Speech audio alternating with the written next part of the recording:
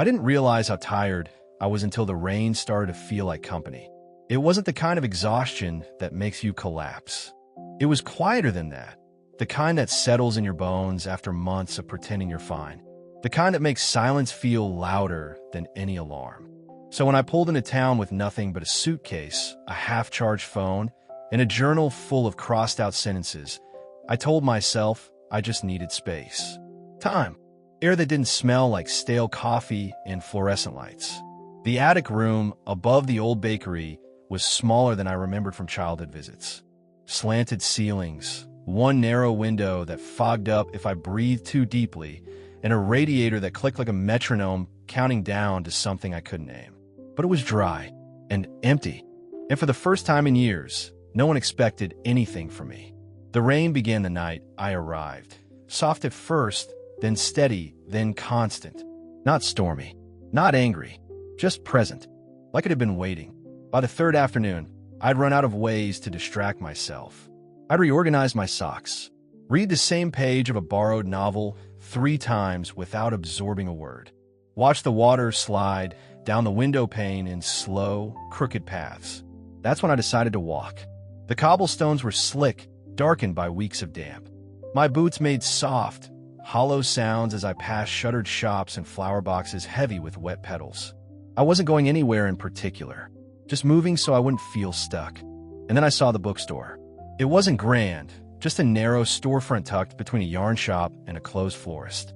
A faded sign above the door read, *page and drift. The windows were fogged, but through a clear patch near the corner, I saw her. She was standing on a small wooden stool, reaching for a book on the top shelf. One sock was striped blue, the other dotted with tiny yellow ducks. Her hair was half up, half down, and she was humming, something wordless, tuneless, warm. Rain tapped gently against the skylight above her, and for a second, I forgot to breathe. I almost turned around, almost walked back to my attic and my silence. But something in the way she tilted her head, like she was listening to the rain too, made me push the door open. A bell chimed softly. She turned, startled, then smiled like she'd been expecting me. "Hi," she said, stepping down from the stool. "You look like you've been walking in circles." I hadn't even realized I had. "No map," I said, voice rough from disuse. "Just rain." She nodded, like that explained everything. Good reason. And just like that, the weight in my chest shifted, not gone but shared somehow. Lighter because someone else saw it. We didn't talk much after that. She handed me a towel for my damp shoulders. I wandered the shelves, fingers brushing spines worn smooth by time. She went back to organizing, but slower now, like she was giving me room to exist without explanation. At one point, she paused near the poetry section and glanced over. "You read Rilke?" I shook my head. "He says rain is the sky's way of remembering how to fall gently," she said, then laughed at herself. Or maybe I made that up. Hard to tell with old poets. I smiled. Actually smiled. When I left an hour later, the rain hadn't let up, but I didn't mind anymore. Back in the attic, I sat by the window and opened my journal for the first time since arriving. I didn't write anything important. Just, she hums off key. It's nice. I didn't know her name yet. Didn't know if I'd see her again. But for the first time in a long time, I didn't feel alone in the quiet. And that scared me more than I wanted to admit. I went back the next day. Not because I planned to. Not even because I told myself I should. I just found my feet carrying me there again, like they remembered the way before my mind did. The rain was lighter that afternoon.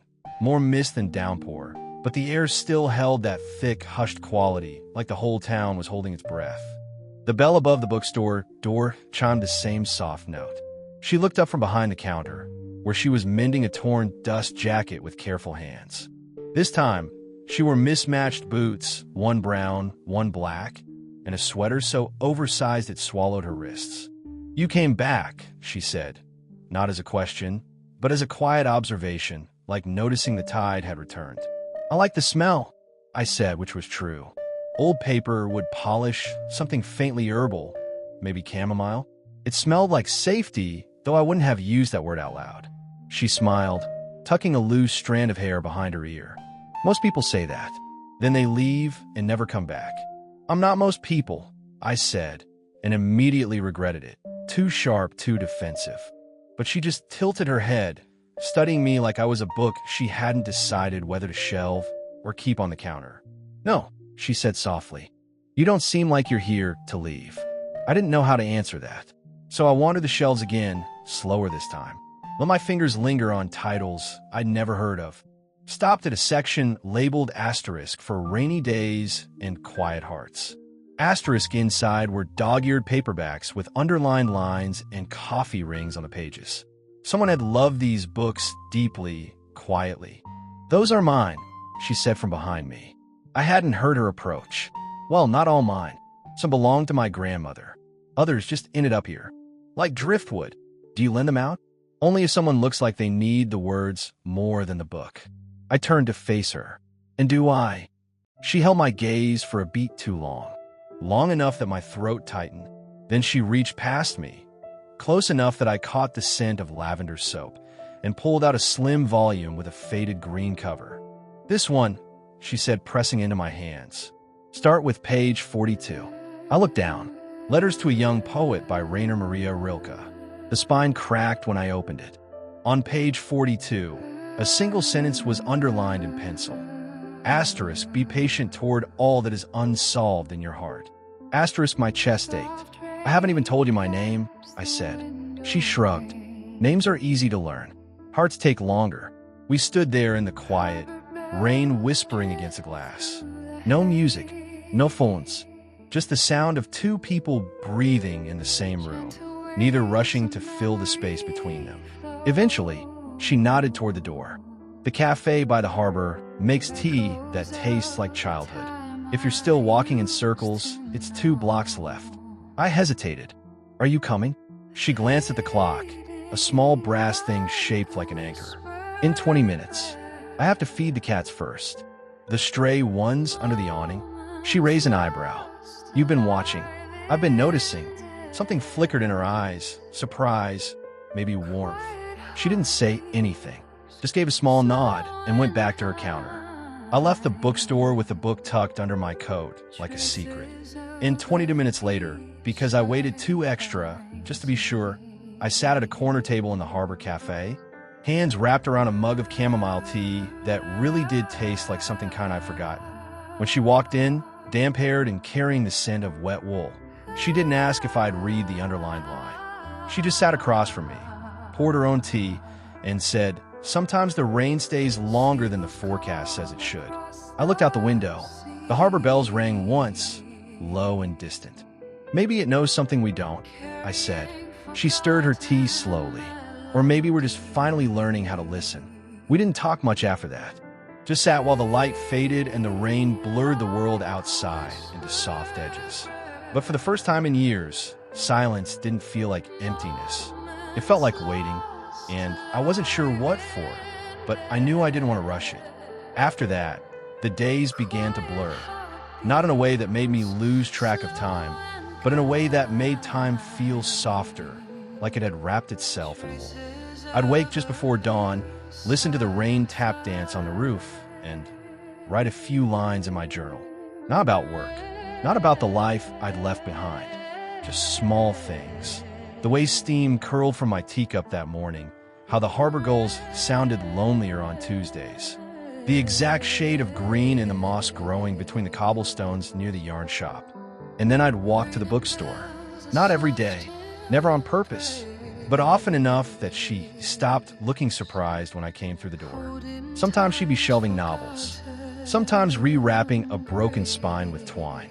Once I found her sitting cross-legged on the floor, reading aloud to no one, just letting the words hang in the air like incense. Do you always read out loud? I asked that day. She didn't look up, only when I think someone might need to hear it. I sat down across from her, back against the poetry shelf. She kept reading, a passage about longing that wasn't desperate, just tender, like missing someone you knew you'd see again soon. Her voice was low, steady, unhurried.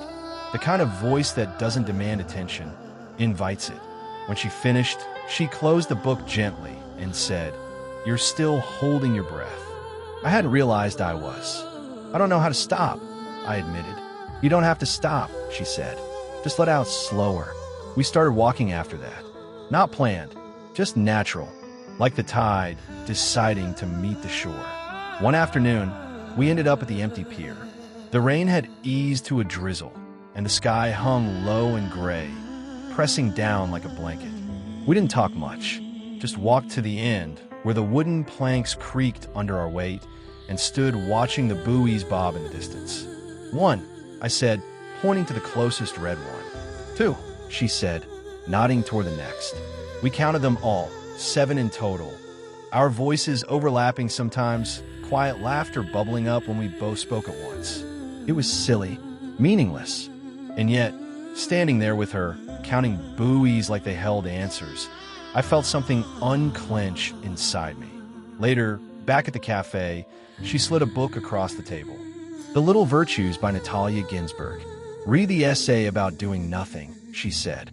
"It's not laziness. It's listening." I open it right there. On the first page, in the same neat pencil script as before, she'd written, "Stillness isn't empty. It's full of what you've been too busy to hear." I looked up. She was watching the rain slide down the window, her reflection ghostly in the glass. "Do you write in all your books?" I asked. "Only the ones I want someone else to find," she said. That night, back in the attic, I read until my eyes grew heavy. Then I took out my journal and wrote a poem, short, simple, about rain and mismatched socks and the sound of someone humming when they think no one's listening. I didn't sign it, didn't even title it, just folded it carefully and tucked it into the return slot at the town library the next morning, half hoping, half terrified she'd find it. I didn't tell her, not then, but a few days later, while browsing the bookstore's poetry section, I found a new book on the top shelf, one I hadn't seen before. When I opened it, a single line was underlined. "To be known quietly is to be loved deeply." My hands shook. She was behind the counter, pretending to alphabetize postcards. I didn't say anything, just met her eyes for a second, long enough to see the faintest smile tug at her lips, and then went back to reading. That evening, I noticed something new. I hadn't checked my phone once since breakfast. No emails, no news alerts, no phantom buzzes against my thigh. Just the weight of paper in my hands and the sound of rain outside. And for the first time, the silence didn't feel like absence. It felt like presence, like someone was finally staying. I started leaving things for her. Not big things, never anything that demanded a response. Just small offerings, like breadcrumbs leading back to a feeling I couldn't name yet. A smooth stone I found near the tide line, warm from the rare patch of sun, left on the counter beside the register with no note. A pressed violet tucked into the pages of a book she'd recommended. Once a single cinnamon tea bag wrapped in tissue paper because I remembered her saying it reminded her of winter mornings with her grandmother. She never mentioned them, not directly, but I noticed changes, a new stack of poetry books near the armchair by the window, just my height. A second mug on the cafe table before I even sat down. The way she'd pause while shelving and glance toward the door, like she was listening for my footsteps. One rainy Thursday, I walked into the bookstore to find her kneeling by the front window, feeding 2 scrawny cats under the awning. She held a small bowl of milk in one hand, dry kibble in the other, her coat pulled tight around her shoulders. Rain dripped off the edge of the awning in steady beads. "Those 2 again?" I asked, crouching beside her. "They like the sound of the rain," she said. "Says it reminds them they're safe." I watched as one cat nudged her wrist with its head, purring loud enough to hear over the downpour. She smiled, small, private, and scratched behind its ear. "You always feed them in the rain," I said. "It's when they feel most alone," she replied, then looked at me. Funny how that works. I didn't answer, but something in her voice made my chest tighten. We stayed there until the cats wandered off, tails high, disappearing into the mist between buildings. Back inside, she shook the rain from her sleeves and handed me a towel without a word. I dried my hair while she lit a single candle on the counter, just enough light to keep the shadows soft. "I used to think solitude was strength," I said suddenly, surprising myself. She paused, wick still in hand. "And now I think Maybe strength is knowing when you don't have to be alone. The flame caught. She blew it out gently, then turned to face me fully. Her eyes were tired but kind, like she'd been carrying quiet for a long time too. "You're not running anymore," she said. It wasn't a question, and I didn't deny it. "No," I admitted, "but I don't know what I'm doing instead." "That's okay," she said. "Sometimes staying is enough." Later, over tea at the cafe, she slid a book across the table. *Pilgrim at Tinker Creek* by Annie Dillard. "There's a part where she talks about watching a moth burn in a candle flame," she said. "Not because it wanted to die, but because it mistook light for warmth." I frowned. "That's sad. Or honest," she said. "Sometimes we chase things thinking they'll save us. But real warmth doesn't burn. It just holds you." I thought about my old life, the late nights, the frantic emails, the way I'd worn exhaustion like a badge. I'd called it dedication, but maybe it was just another kind of running. Outside, the rain softened, not stopping, never fully stopping, but changing. Less urgent, more patient. "You ever wonder why this rain won't leave?" I asked. She stirred her tea slowly. "Maybe it's waiting for something." "What?" She looked up at my eyes. "For someone to stop wishing it away." I went home that night and opened my journal. For the first time, I didn't write about missing the city or fearing the silence. I wrote, "Today I let the rain stay," and I meant it. But lying in bed later, listening to the steady hush against the roof, I realized something else. I wasn't just letting the rain stay. I was letting her stay, and that scared me more than any storm ever could. The rain didn't stop, but I stopped counting the days it had lasted.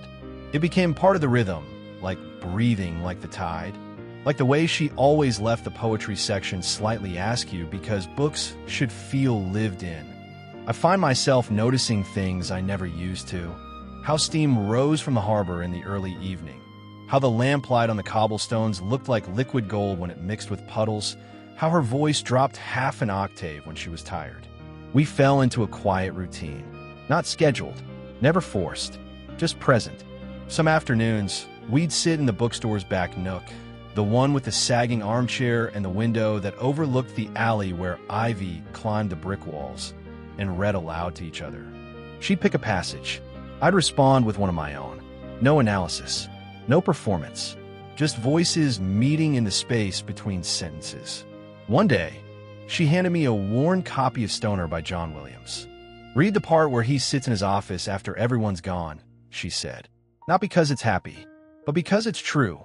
I did, and when I looked up, she was watching me, eyes soft. "You see yourself in him?" she asked. "Not the sadness," I said, "but the quiet. The way he loved something deeply even when it didn't love him back." She nodded slowly. "That's the bravest kind of love." I didn't ask what she meant, but I thought about it all the way back to the attic. A few nights later, I dreamed I was back in the city, standing in my old apartment, surrounded by boxes I'd never unpacked. My phone buzzed endlessly on the counter. Outside, the sky was dry, cloudless, sterile, and I was screaming, but no sound came out. I woke gasping, heart pounding, sheets damp with sweat. I didn't go back to sleep. Instead, I got dressed and walked through the empty streets in the pre-dawn hush. Rain misted my face like a cool hand on my forehead. When I reached the bookstore, it was still closed, but there was a light on in the back room. Her shadow moved behind the frosted glass. I didn't knock, just stood there breathing until the panic ebbed. She must have seen me, because a minute later, the door opened. "You okay?" she asked, barefoot, wrapped in that same oversized sweater. I couldn't speak, just shook my head. She stepped aside without another word. I followed her inside, and she led me to the armchair by the window. Then she disappeared into the back and returned with 2 mugs of tea and a wool blanket. We sat in silence for a long time. Not awkward, not heavy, just together. Eventually, I whispered. I forgot what it felt like to be still. She didn't offer advice. Didn't say it's okay or you're safe. She just said, "Stay as long as you need." And I did. When the first gray light touched the rooftops, I finally spoke again. "Why do you let strangers into your quiet?" She looked at me like the answer was obvious. "Because sometimes the quiet is too big to carry alone." I thought about that all morning. About how I'd come here, thinking solitude would heal me. But it was her presence, gentle and unassuming, that made the silence feel like shelter instead of exile. Later that day, I returned the Stoner book. But before I left on the counter, I opened it to the title page and wrote one line in pencil, small enough that only someone looking closely would see. "Thank you for letting me stay." I didn't sign it. She didn't need to know it was me. But when I passed the cafe that evening, she was sitting at our usual table, the book open in front of her, fingertips resting on the words I'd left behind. She didn't look up, but she smiled, and I knew she'd read it. That night, for the first time since arriving, I didn't dream of the city. I dreamed of rain on cobblestones, and a voice humming under its breath. I started reading the margins, not just in the books she gave me, but in everything. The way she paused before answering a question, like she was weighing the truth against kindness. How she always stirred her tea 3 times, never 4. The slight hitch in her breath when a certain song played faintly from the cafe's old speaker. Something piano and wordless, drifting in from next door. She never talked about herself. Not really. If I asked where she was from, she'd say, "Close enough." If I asked how long she'd lived here, she'd shrug and say, "Longer than the bakery's been closed." It wasn't evasion. It was protection. Like her past was a fragile thing she carried carefully, and words might crack it. But the book spoke for her. In the unbearable lightness of being, someone had underlined, asterisk love is the desire to give a soul a body. Asterisk in a collection of Mary Oliver poems. Beside Wild Geese, she'd written, asterisk, you don't have to be good. You just have to show up. Asterisk in Once, in a battered copy of Rebecca, tucked between pages 112 and 113, I found a dried sprig of lavender and a note that said simply, asterisk, some ghosts are kind. Asterisk, I never asked about them. But I began leaving my own traces. Not answers, just echoes. A line from a Rilke poem copied onto a scrap of paper and slipped into Pilgrim at Tinker Creek. A pressed maple leaf, still damp from the rain, placed inside letters to a young poet. And one evening, after watching her feed the cats again, this time with an extra blanket draped over her shoulders, I went home and wrote, asterisk, you think you're invisible when you're being gentle. But gentleness is the loudest kind of presence. Asterisk, I left it in the library return slot again. This time I watched from across the street as she walked by an hour later, paused, reached in, and pulled it out. She read it once, then again, then folded it slowly and tucked it in her coat pocket. She didn't look around, didn't search for me, but the way she touched her chest afterward, just once lightly, told me everything. We were speaking without speaking, and somehow it was enough. One late afternoon, the rain thinned to a mist so fine it felt like breathing clouds. We walked the harbor path, shoulders almost touching, but not quite. The gulls were quiet. Even the bells seemed to hold their tongues. I used to hate the rain, I said suddenly. She glanced at me. What? It felt like the world was crying, and no one knew why. She smiled faintly. Maybe it wasn't crying. Maybe it was washing something clean. I thought about that. About how I'd arrived here, covered in dust from a life that hadn't fit, and how, slowly, quietly, the rain had rinsed me down to something softer, truer. What if it stops? I asked, voice barely above a whisper. She stopped walking, turned to face me fully. Her eyes were calm, but there was something deep in them, like she'd been waiting for this question. Then we'll remember what it taught us, she said. And what's that? That some things aren't meant to be held forever, she said. Just deeply while they last. My throat tightened, because I knew, then, that she wasn't just talking about the rain. We stood there in the hush, mist clinging to our hair, our coats, the space between us. And for the first time, I let myself want something I couldn't keep. Not because I hoped it would stay, but because it mattered now. When we got back to the bookstore, she handed me a new book, A Time of Gifts by Patrick Lee Fermor. He walks across Europe just to feel the earth beneath his feet, she said. Not to arrive, just to move through beauty slowly. I opened it. On the first page, in her familiar pencil script, she'd written, "Stay as long as your heart needs to." I looked up. She was already turning away, pretending to straighten a crooked shelf. but I saw her hands tremble just once. That night, I didn't write in my journal. I just sat by the window, listening to the rain, holding the book like it was a promise. And for the first time, I wasn't afraid of what came after the storm. I was only afraid of forgetting how it felt to stand in it. With her, the forecast changed. I saw on a chalkboard outside the cafe. Someone had updated it that morning in neat, looping handwriting. Sun expected by weekend. I stood there too long, staring at those 3 words like they were a verdict. Sunday expected. By weekend. It shouldn't have mattered. I come here to rest, not to stay. I told myself that 100 times. And yet, my stomach dropped like I'd missed a step in the dark.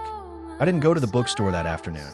Instead, I walked the harbor alone, hands shoved deep in my coat pockets, watching the water shimmer under a sky that already looked lighter, less gray, more silver. The rain had softened to a whisper, barely there. Even the gulls sounded different, sharper, brighter, like they knew something I didn't. I kept thinking about her hands, how they moved with quiet purpose, turning pages, mending spines, holding out tea like an offering. How she never rushed, even when the world outside seemed determined to hurry. And now the world was clearing, drying, moving on. Would she? I sat on the edge of the pier, knees pulled to my chest, and tried to breathe through the tightness in my ribs. It wasn't grief, not yet. It was something quieter, sharper, the fear of return. Not to the city, but to the version of myself who believed solitude was safety. Because here, with her, I hadn't just rested. I'd remembered how to be soft, how to listen, how to exist without proving my worth every hour. What if that disappeared with the clouds? I didn't realize I'd been crying until a drop fell onto the back of my hand. Indistinguishable from the mist, but warmer. When I finally went back to town, dusk was settling like a sigh. The bookstore lights were on, but the door was locked. A small sign hung in the window, "Back soon." I stood there for a long time, watching the warm glow spill onto the wet street. Then I turned toward the cafe, hoping for distraction. But she was there, not inside, out front, sitting on the bench beneath the awning, feeding the cats again. Only this time, she wasn't humming. She was still, watching the horizon where the sea met the sky. I almost walked past, almost let the moment slip away. But then she said, without turning, "You've been avoiding me." I stopped. I didn't know what to say. "Say you're scared," she said softly. "That's enough." I sat beside her. The wood was damp, cold through my jeans. One of the cats rubbed against my leg, purring. "I'm not ready for the sun," I admitted. She nodded. "Neither am I."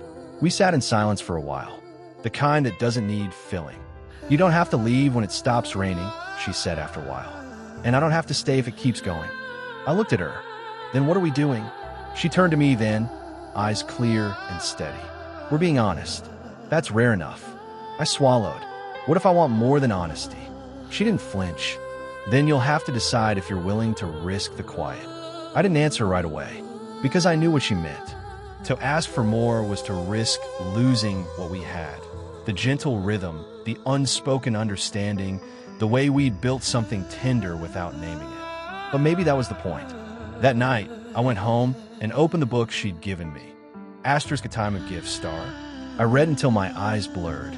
Then I took a fresh page from my journal and wrote, Asterisk, I don't know how long I'll stay. But as long as I'm here, I choose you. Not as a refuge, but as a reason to be present. Asterisk, I didn't leave it in the library slot this time. I walked back through the mist, heart pounding, and placed it gently on the doorstep of the little cottage behind the bookstore.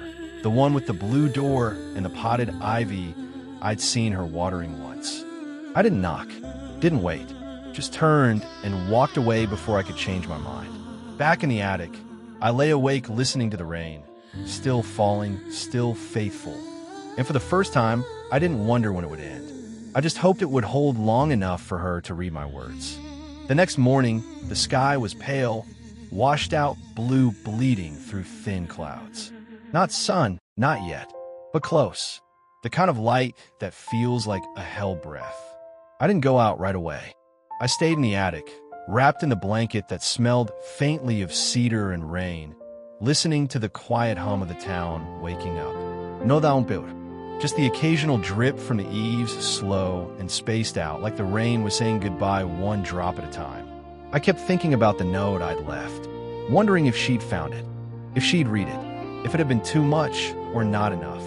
Part of me hoped she'd ignore it, pretend it never happened, keep things soft and safe like they'd been. But another part, the part that had started breathing deeper since arriving here, ached for her to say something. Anything.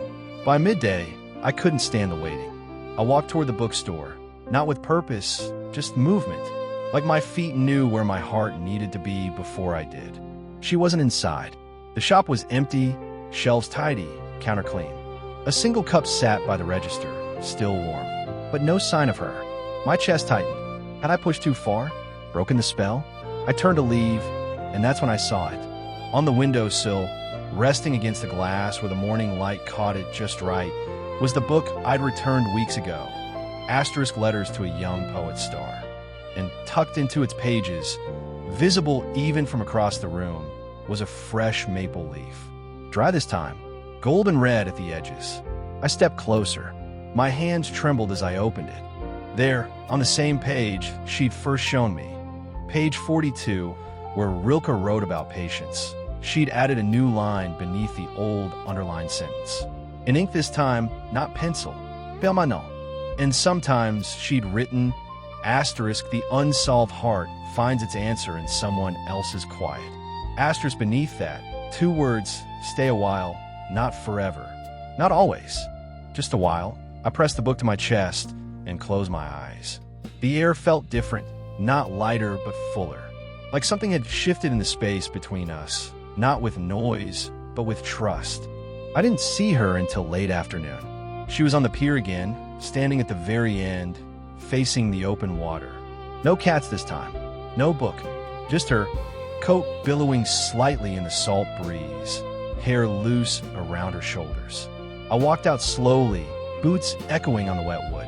She didn't turn when I reached her, just said, "You read it." I did. A pause. Then, softly, "Did it scare you?" "Yes," I said, but not as much as not saying it would have. She finally looked at me. Her eyes were tired, but clear, like sea glass worn smooth by time and tide.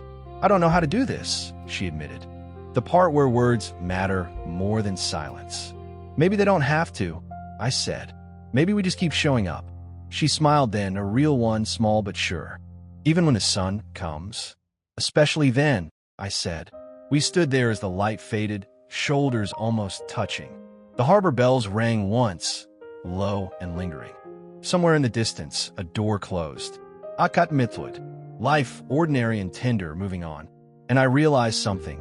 I wasn't afraid of the sun anymore. Because whatever came after the rain, dry streets, brighter days, longer shadows, it wouldn't erase what had grown in the damp, what had taken root in the quiet. Love didn't need storms to be real, but sometimes it needed them to begin. That night, I didn't write in my journal. I just sat by the window, listening to the last drops fall, and let myself believe that stillness could be a kind of promise. Not of forever, but of now. And for the first time, now felt like enough. The sun came. Not all at once. Nothing honest ever is, but in slow, hesitant strokes. One morning, I woke to light pooling on the floorboards, golden and unfamiliar. The rain hadn't stopped completely. It still sighed against the roof in soft intervals, but the clouds had thinned, letting through patches of sky so blue they ached.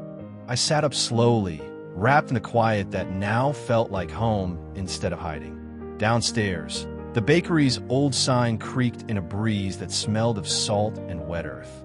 Birds I hadn't heard in weeks began calling from the rooftops. Life was returning, not louder, just clearer. I didn't rush to the bookstore. I let the morning unfold. Made tea, watched steam curl into the sunlight, opened my journal and wrote only one line. Asterisk today, I don't miss the rain. I miss what it taught me. Asterisk, and then I walked. The streets were different in daylight, colors sharper, cobblestones gleaming, shop windows reflecting the sky. But the town hadn't changed. Only my eyes had. When I reached page and drift, the door was open. Not just unlocked, wide open, letting in air and light and the sound of distant seagulls. She stood inside, rearranging a display near the window, her back to me. Sunlight caught the dust motes swirling around her like tiny stars. She knew I was there. Didn't turn. Just said, "You're late." I wanted to let the light settle first, I said.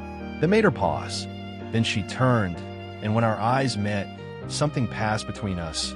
Not words, not even a feeling, but a kind of recognition. Like we'd both been waiting for this moment without knowing it. "You look different," she said. "So do you." She smiled. Must be the sun. But it wasn't the sun. It was the space between us, no longer filled with questions, but with something quieter, acceptance. We didn't talk about what came next.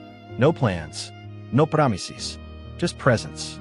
She handed me a book, Asterisk the Book of Delights, Asterisk by Ross Gay. He writes about small joys, she said, like watching someone you love drink their coffee, or finding a penny heads up, things that don't last but matter anyway. I opened it. On the first page, she'd written, Asterisk, joy doesn't need to stay to be real.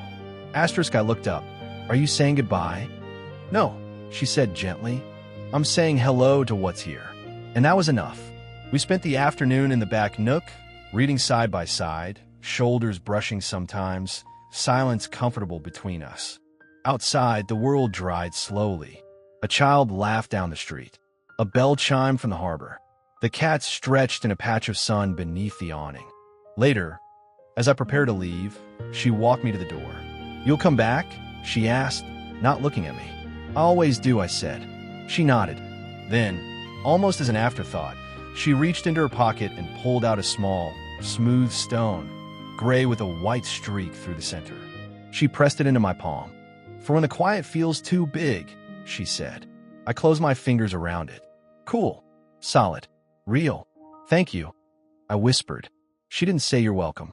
Just touched my wrist, briefly, warmly, and stepped back inside. I walked home slowly, stone in hand, sunlight warm on my face.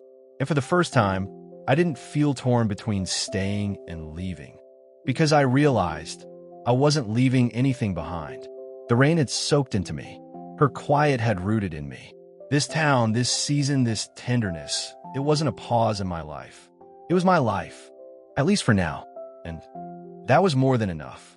That night, I placed the stone on the windowsill beside my journal. Then I opened the book she'd given me and read until the light faded. Outside, the last drops of rain fell, not as a storm, but as a blessing. Soft, certain, complete. I never left. Not in the way I thought I would, anyway. I didn't stay forever. Not in that attic, not in that town, not even beside her in the way stories usually promise. But I didn't go back to who I was before the rain, either. And maybe that's the real staying. The sun stayed too, after a while. Not harsh or demanding. Just steady, like it had learned patience from the clouds. The bookstore got busier in the afternoons. Tourists came, drawn by rumors of a place where time moved slower. She still wore mismatched socks, still hummed off-key, still left books with underlined lines for people who looked like they needed them. And sometimes, those people were me. We never called what we had a romance. Not out loud. It didn't need a name. It lived in the spaces between, in shared silence over chamomile tea, in the way she'd save the armchair by the window for me, in how I'd leave wildflowers on her doorstep when the hills bloomed in spring. There were seasons after the rain. Dry ones, warm ones, ones where I traveled, wrote, returned. She never asked me to choose, never made me feel guilty for needing space. And I never asked her to wait, because somehow we both knew waiting wasn't the point. Being present was. Years later, on a quiet autumn evening much like the one I'd arrived in, I found myself back in the harbor cafe. Same table, same view, rain tapping gently on the roof again, as if it remembered us. She walked in, older now, hair silver at the temples, but still wearing that oversized sweater, still carrying that same calm in her step. She saw me, smiled, sat without a word. We didn't catch up, didn't explain where we'd been. We just sat, watching the water blur behind the glass. Two people who'd learned how to hold each other without holding on. After a while, She reached in her bag and slid a book across the table. Letters to a Young Poet. The same copy, spine cracked further, pages softened by time.